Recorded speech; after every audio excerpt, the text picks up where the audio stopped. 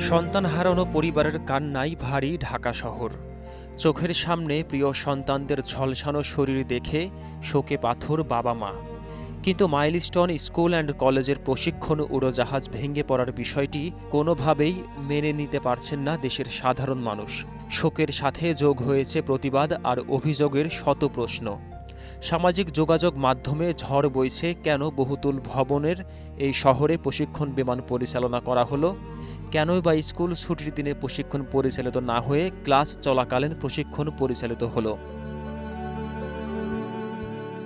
কেন ১৯৭৬ সালের বিমান দিয়ে প্রশিক্ষণ পরিচালিত হলো, এমন অসংখ্য প্রশ্ন ফেসবুকে ভেসে আসছে এখন ঘন্টার পর ঘন্টা ধরে। এ বিষয়ে সাংবাদিক ইলিয়াস হোসাইন তার ভেরিফাইড ফেসবুক পোস্টে ১৯৭৬ সালের বাতিল বিমান উল্লেখ করে পোস্ট দেওয়ার পর তা ছড়িয়ে পড়ে।